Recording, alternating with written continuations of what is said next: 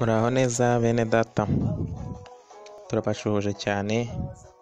Tugiye kurebera hamwe incamake z'ibitabo by'ubuhanuzi mu isezerano rya kera.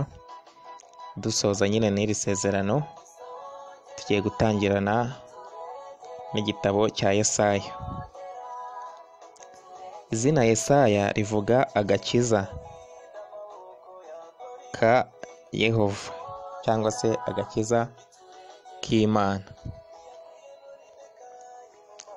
ari ryo zina ry'igitabo. Yesaya siwe muhanuzi wa mbere, ariko yari akomeye kuruta abandi. Rero birakwiye ko igitabo cye cyashyirwa mu mwanya wa mbere mu bitabo by'abahanuzi. Yatangiye umurimo we mu gihe umwami Uziya yapfaga, nko muri 740 mbere ya Kristo.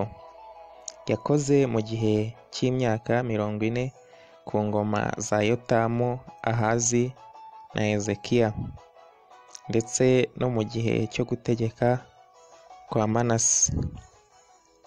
Nubwo yari azi ko amagambo ye yari kugwa mu matwi yapfuye, yahamye mu kwizera.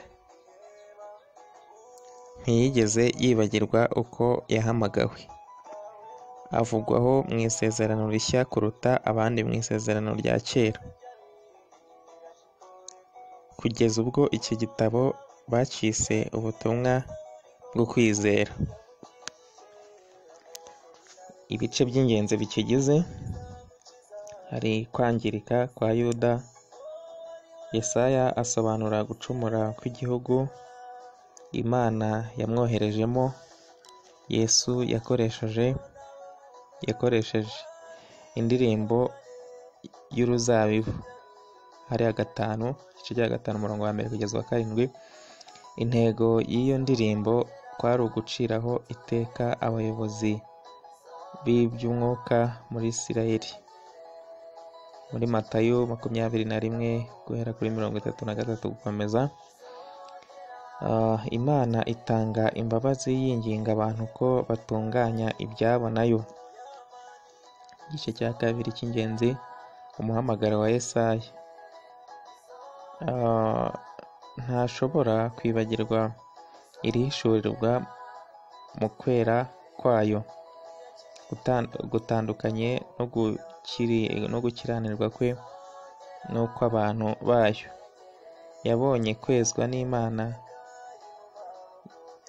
yitangira umurimo w'Imana, akajya avugana n'abantu b'Imana atitaye ku bushake bwabo bwo kumutega amatwi. Igice cya 3 cy'ingenzi kitubwira umwami w'amahoro. Hariya ku 9 gukomeza, imiryango ya Zabuloni n'iya Nafutali mu majyaruguru. Galilaya yabaye iya mbere gutsindwa no kuvogerwa n'Abasiriya, ariko babaye aba mbere mu kubona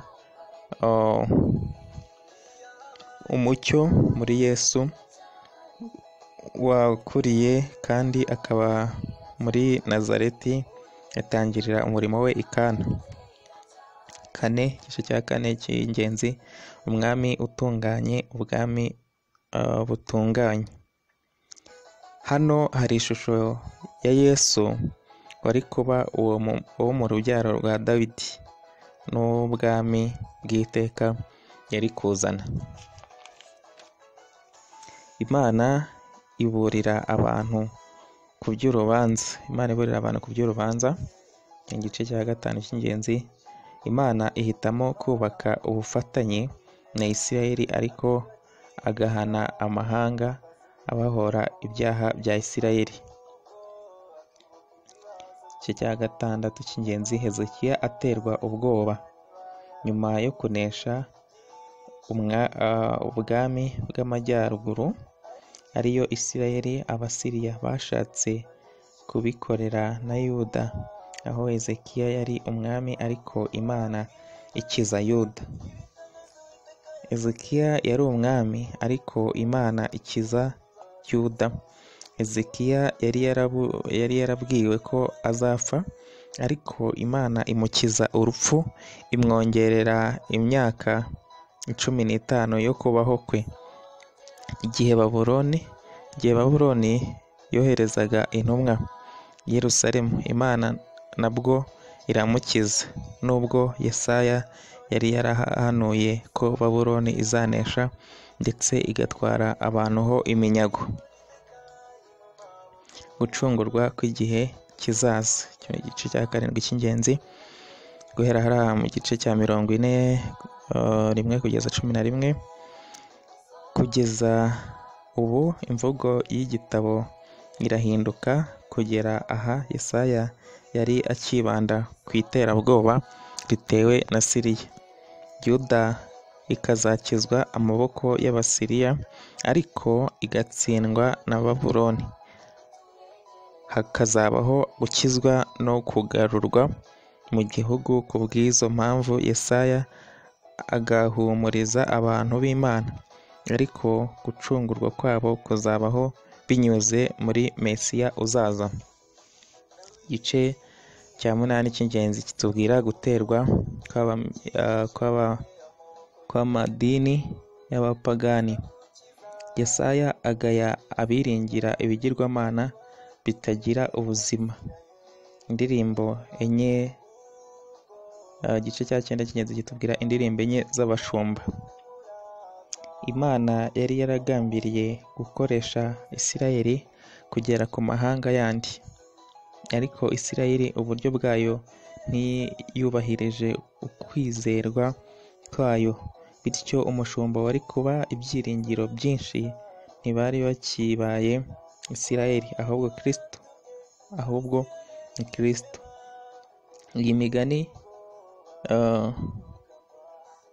Iyi migani ishushanya Kristo n'imirimo ye. Igice cya 10 cy'ingenzi muri iki gitabo kitubwira kugaragazwa k'umugaragu, guhera hariya 61 umurongo wa mbere gukomeza. Igihe Yesu yavugaga umugambi w'intego ze mu rusengero rw'i Nazareti, kera mu murimo we yasomye iyi nkuru kandi avuga ko ayisoje. Incamake z'iki gitabo cya Yesaya ni aho ngaho twazigarukiriza, hanyuma mu kanya tugakomeza turebera hamwe n'incamake zigize igitabo cya Yeremiya.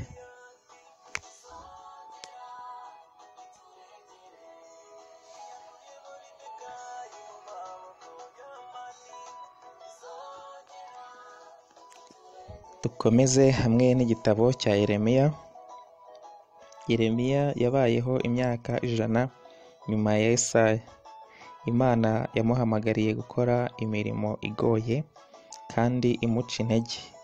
Mu gihe Yuda yari akomeje kugomera Imana, Yeremiya yahise ahabwa akazi ko gutangiriza igihugu cye urubanza. Ahita afatwa nk'umugambanyi mu kubwira umwami ngo yishyire mu maboko ya Babuloni, ariko yahanuye ko ububata bwabo buzarangira nyuma y'imyaka 70. Imana ntizarimbura Yuda burundu. Yeremiya yerekana ishusho y'inkuru y'ubuzima bwe kuruta undi muhanuzi wese. Imana yamutoranirije mbere yo kuvuka kwe, kandi yatangiriye umurimo akiri mutoya. Imana yamubujije gushaka kubera ibihe bibi bigoye. Wabisoma hariya mu gice cya 16 ku murongo wa 1 kugeza 4. Yarakubiswe, arafungwa. Ubushizi bw'amanga nk'ubwa Eliya, cyangwa ngo abe azi kuvuga nka Yesaya. ni ukuvuga ngo ntiyari afite ubushizi bw'amanga nk'ubwa Eliya cyangwa ngo abe azi kuvuga nka Yesaya, ariko kubabara k'umutima we bigaragaza ko umutima w'Imana ubabaye kubwo kutizera kwa Yuda. Ibice by'ingenzi biri muri iki gitabo: icya mbere, umuhamagaro wa Yeremiya. Guhera hariya mu gice cya mbere umurongo wa mbere kugeza 19, yagize akazi atishimirwa ariko kagombaga gukorwa. Igice cya kabiri, umukandara wangiritse. Rimwe na rimwe abahanuzi bakoraga udukino turimo ibikorwa bibwira abantu ubutumwa bwiza. Nta munezero Yeremiya yagize mu kubwira Yuda ubutumwa bwo kuzarimbuka. Gatatu, kubuzwa gushaka. Yeremiya yerekanye uko ibikangisho byari biri ku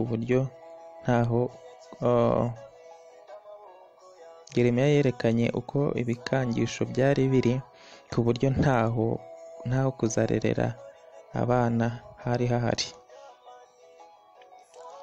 Kane, umubumbyi n'ibumba. Hariya mu gice cya 18 umurongo wa mbere kugeza uwa 10, Imana ifite uburenganzira budashidikanywaho bwo gukora uko ishaka ku bantu bayo, nk'uko umubumbyi abigenza ku ibumba rye. Ntabwo ibintu byatugendekera nk'uko tubyifuza. Igice cya 5, icyaha cya Sedekiya.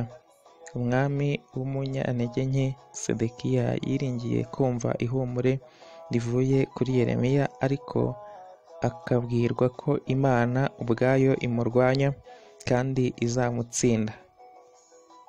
6, urwandiko rwo mu buhungiro. Urwandiko rwo mu buhungiro dusoma hariya mu igice cya 29 guhera ku murongo wa mbere kugeza 32. Ibihuha bibabwira kwigumura muri Babuloni. Yeremiya abagira inama yo kwicara bagatuza.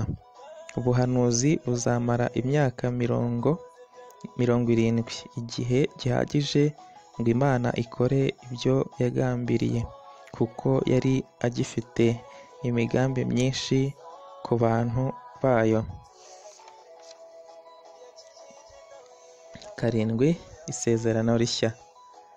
Guhera hariya 31, igice cya 31 guhera ku murongo wa 31 kugeza 34, tubwira Imana yari kugirana isezerano rishya n'abantu bayo kandi ikabafata mu buryo butandukanye. Abaheburayo 8:10 havuga ko ibyo byasohoye mu gihe cy'imirimo ya Kristo. 8, umwami atwika umuzingo wa Yeremiya. Imana yabwiye Yeremiya kwandikira Yuda ngo bihane ubutumwa babasomeye, umwami arabutwika. Imana irongera ibwira Yeremiya kongera kubyandika. 9, igice cya 9 cy'ingenzi muri iki gitabo tubwira kugwa kwa Yuda. Guhera hariya 39 gice gukomeza, ubuhanuzi bwa Yeremiya burasohora. Yerusalemu iragwa, Sedekiya arafatwa arahanwa, abigomeke baricwa, Yeremiya ajyanwa muri Egiputa. Hanyuma incamake z'iki gitabo cya Yeremiya reka tuzisubikire hano, hanyuma dukomerezeho n'igitabo cy'amaganya ya Yeremiya.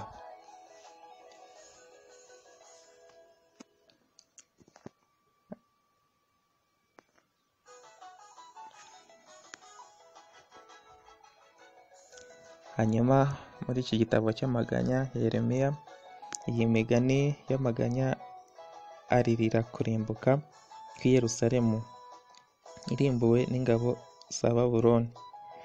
Igice cya mbere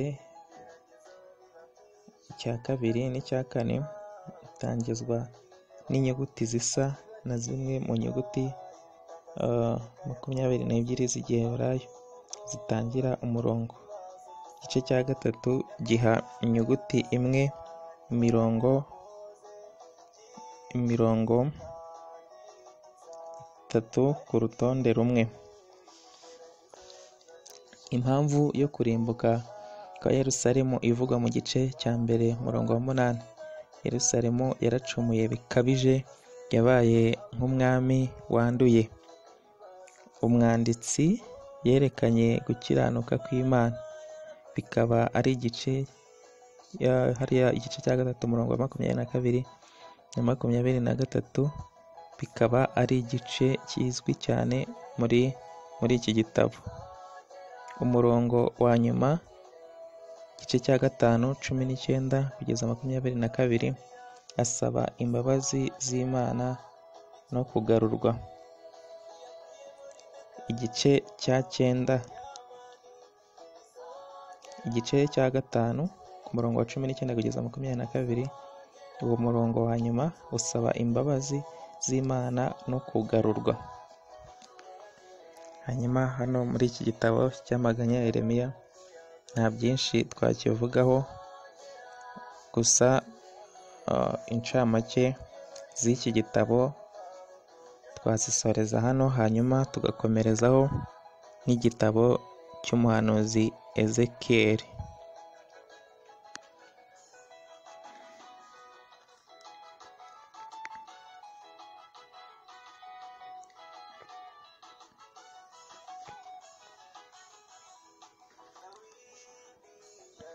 Ezekiyeli yari umutambyi, ariko ntiyigeze akora umurimo w'ubutambyi, kuko yajyanyweho umunyago kandi akurwa i Babuloni mu gihe cy'ubunyage.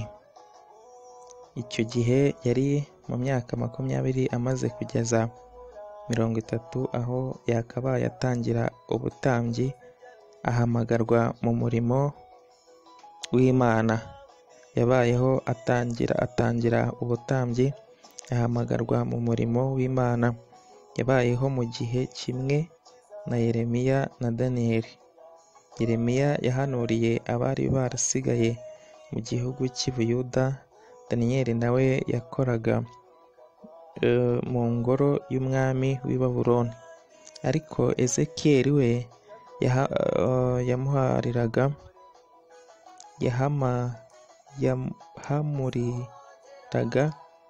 abajyanywe ari imbohe, cyangwa se yahanuriraga abajyanywe ari imbohe muri Babuloni. Umurimo we yarawukoze mu gihe gikomeye. Abantu bagomeye Imana, banga ubutumwa ibatumyeho. Kugira ngo bamwumve yakoreshaga udukino turimo ibikorwa bivuga. Amashusho yatwo amwe tuyasanga mu gitabo cy'Ibyahishuwe. Naho Yeremiya we yajyaga aca imigani yikoragaho inshingano ze ku giti cye imbere y'Imana, akigira igishungero. Umurimo we akaba ari uguhamagarira abantu kubana n'Imana neza. Ibice by'ingenzi: icya mbere, umuhamagaro wa Ezekiyeli. Ezekiyeli yagombaga kubwiriza abantu atitaye ku bamutega amatwi, atitaye ku kutamutega amatwi kwabo. Inshingano ze ni ugutanga ubutumwa, atari igihe abari bubyumve cyangwa ngo babyumvire. Kabiri, akina ukuntu Yerusalemu izarimburwa. Aharura itafari, akora umugati no kwiharangura. Ibi byose byarakoreshejwe kugaragaza uko Yerusalemu izagwa. Gatatu, igishushanyo cy'umugore utizerwa. Ezekiyeli agaragaza abantu b'Imana nk'umugore ubereyemo imyenda umugabo we, kandi akamwanga akigira indaya, akazahura n'ibihano bimukwiriye. 4.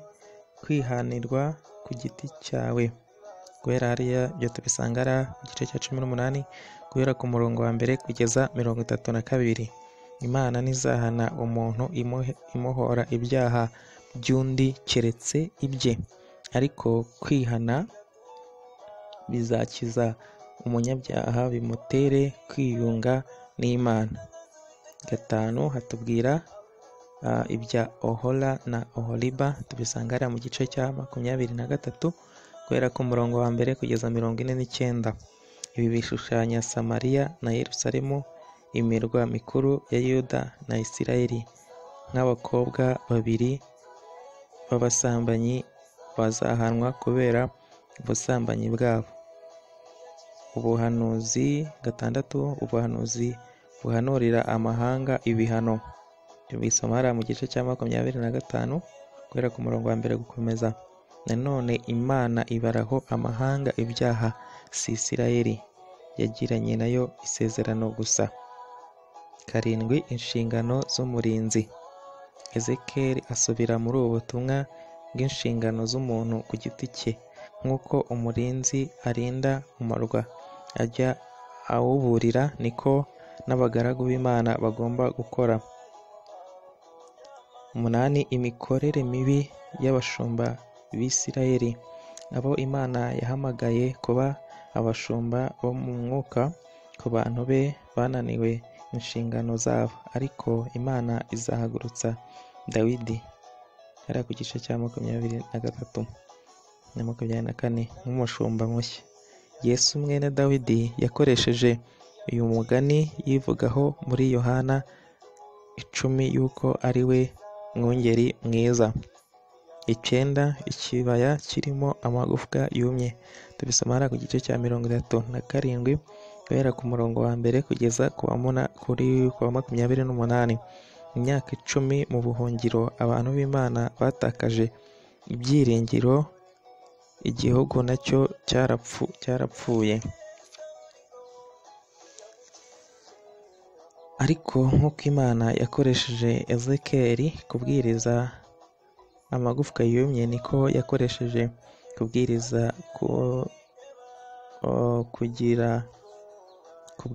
kugira ngo atange ubuzima bushya mu gihugu.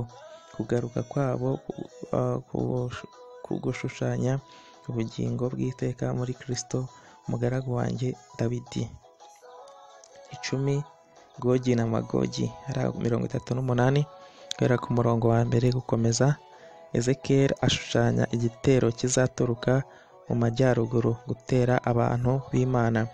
Imana ikazafata izo ngabo ikazirimburira icyarimwe. Ezekiyeli ashyira iri yerekwa imbere y'ihishurirwa yagize ry'urusengero rushya, aho Imana izaba mu bantu bayo.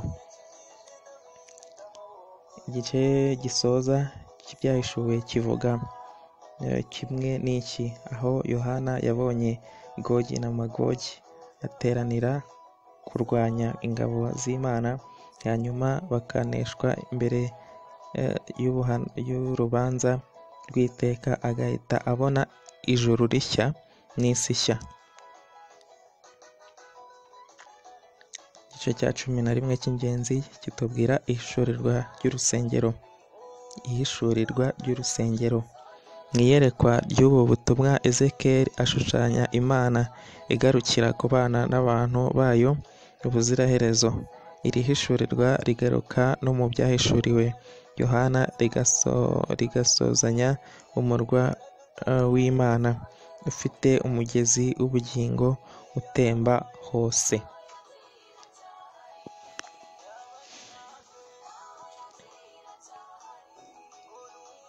Hanyuma incamake z'igitabo cya Ezekiyeli twazisoreza hano, hanyuma tugakomerezaho n'iki gitabo cy'umuhanuzi Daniyeli. Daniyeli yari uwo mu butegetsi aho kuba umuhanuzi. Imirimo ye yari iyo mu bayobozi b'i Babuloni aho kuba ku bantu b'Imana.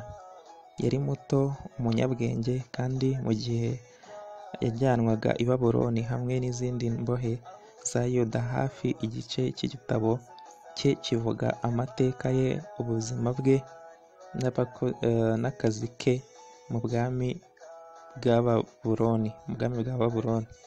Ikindi gice kirimo ihishurirwa n'ubuhanuzi bumwe buzasohora mu binyejana bizaza. Ibice by'ingenzi bigize icyo gitabo: icya mbere, gukora iby'Imana ishaka imbere y'umwami. Umwami ashaka kwigisha Daniyeli n'abandi banyagano bavuye i Yerusalemu, ashaka kujya agaburira ibiryo bivuye ku meza ye, ariko ibyo biryo bikaba bidahagije ku myizerere yabo. Dawidi ahimba uburyo bundi bubakiza kandi bakagera ku ntego y'umwami. Icya kabiri, inzozi za Nebukadinezari. Tubisoma hariya mu gice cya kabiri muri iki gitabo, guhera ku murongo wa 1 kugeza 21. Umwami arose inzozi zimugoye, ahamagara abanyabwenge kuzisobanura, ntibabasha kuzimubwira habe no kuzisobanura, ariko Daniyeli arazisobanura, zihishurwa ko ari ubuhanuzi bw'ubwami buzaza nyuma ya Babuloni.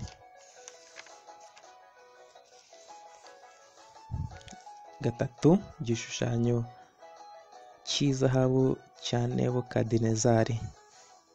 Ibyo wabisanga muri iki gitabo hariya mu gice cya 13 guhera ku murongo wa 1 kugeza 30.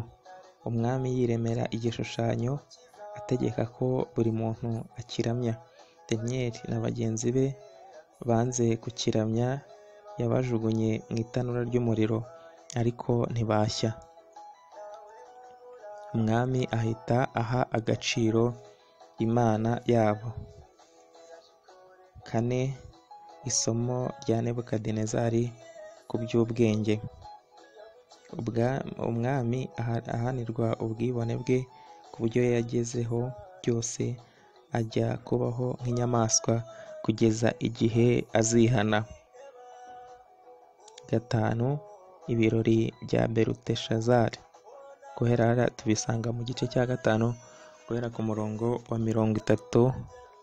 Igice cya 5 guhera ku murongo wa 1 kugeza 31.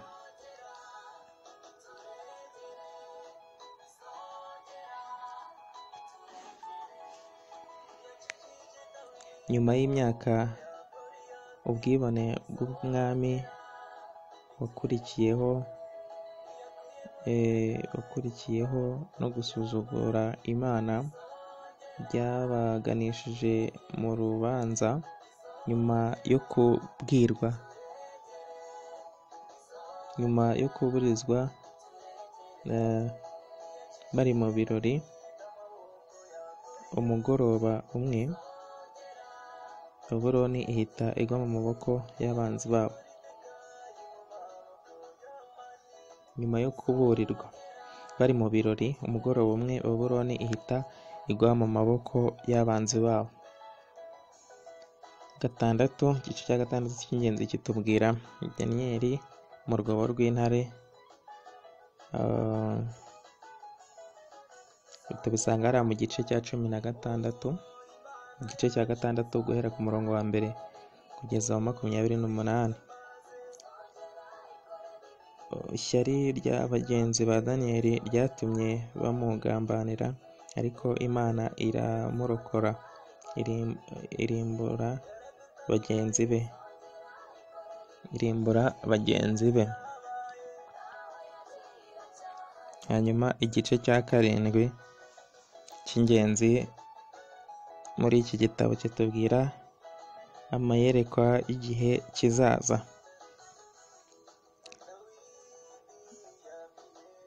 Ibi bice bihagarariye amateka azaza, andi azasohora mu binyejana bike biri imbere. Igice kivuga ibyumweru 70 bigaragaza imirimo yari kuzakorwa na Kristo. Nshuti bavandimwe, turabashimiye kuba mwabanye natwe muri ibi bitabo by'ubuhanuzi. Dukunda kubita ngo ni abahanuzi bakuru, kuva kuri Yesaya kugeza hano kuri Daniyeli. Hanyuma tuzakomerezaho n'ibitabo by'ubuhanuzi, ariko abahanuzi biswe ko ari batoya. Kwitwa batoya atari ukuvuga ko ari batoya koko, ahubwo ari uko ibyo banditse byari bikeya ugereranyije n'aba ngaba turangije kuvugaho. Hanyuma murakoze cyane, Imana ibahe umugisha. Turi kumwe kandi inyunganizi zanyu zirakenewe cyane, kugira ngo dukomeze twubake ubwami bw'Imana, dukomeze twamamaze ubutumwa bwiza, tuvuge ijambo ry'Imana, kandi Imana izagenda itugirira neza. Hari imirindi yo gutabarwa tugenda twumva. Imana izatugirira neza tukiri hano ku isi, hanyuma izaduhe n'ubugingo buhoraho. Murakoze cyane, Imana ibahe umugisha.